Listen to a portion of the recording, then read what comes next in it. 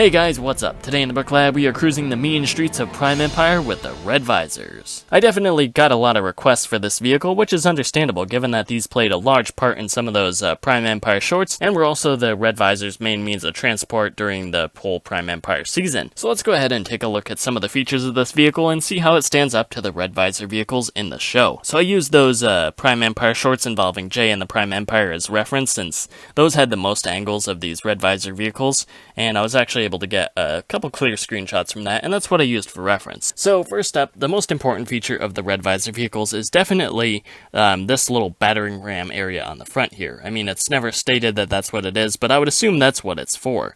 I mean, that's probably why the vehicles are a lot wider in front and a little bit narrower towards the center. Now, I will say one thing that I did mess up on was that I kind of miscalculated on how wide this vehicle should be, and so the front of this vehicle actually isn't very wide compared to the actual rest of the vehicle. I probably could have fixed that by shrinking the body in by 2 studs, but it works out in the end, and I'll show you why later on. Oh, and one other thing I should probably mention. Yes, I know that the blue windshield is not accurate. It should be red.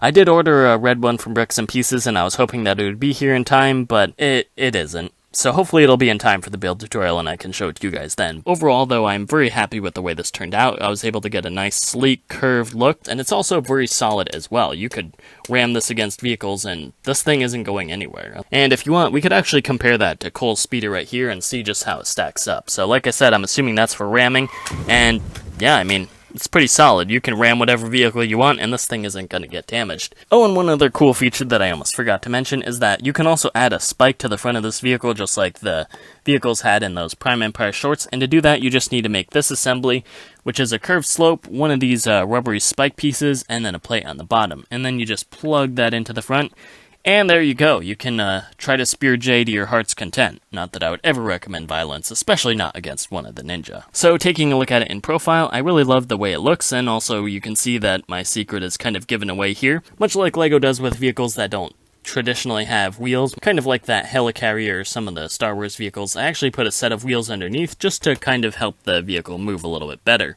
And plus it looks a lot neater rather than having a whole set of wheels sticking out on the end here. So moving to the back here, we can see the whole engine block and the gap that's left behind in between the 2 wheels, which is what the actual Prime Empire racers actually have. So yeah, you can see the engine block here, and I mean, it's really boxy. It has that kind of dorsal fin on the top. Other than that, there's not too much to say to it. I wanted a smoother look for the engine block, but if you do want those exhaust pipes, you can use some of these pieces that are on screen right now. Let's go ahead and take a look at my favorite feature of this build, and pretty much any vehicle build, and that is the cockpit. So as you most likely already know, in Prime Empire, the Red Visor's vehicles were designed to only fit one Red Visor at a time, which makes sense in the context of the show because the Red Visors can have unlimited vehicles. I mean, seriously, all Unagami does is just have to manifest them wherever he needs them. But in real life, that's obviously a lot less practical since we don't have infinite pieces and we can't just make a single vehicle for each Red Visor. So I also designed this cockpit. It can comfortably fit one, or if you have multiple Red Visors. Of course, the only downside is that the control stick is still in the center, which, in case you haven't noticed that already, that's actually one of the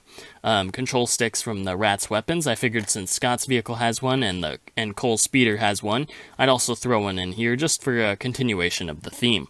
So yeah, you can comfortably fit 2 Red Visors at a time in here, which obviously will make it a lot easier in transporting your Red Visor army.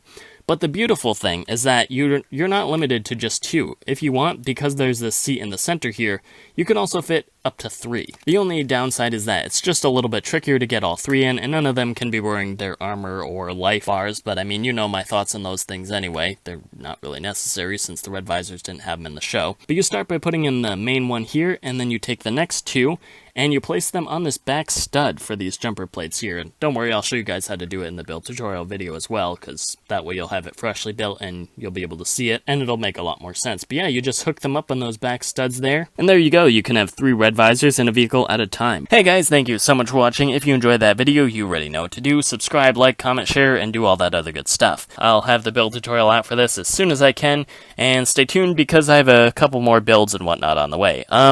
I'm really winding down the whole Prime Empire stuff. There are a couple of other builds I want to get to, and, you know, some throwback projects that I really haven't done yet. So, you know, stay tuned. We'll be releasing all that good stuff over the next few weeks.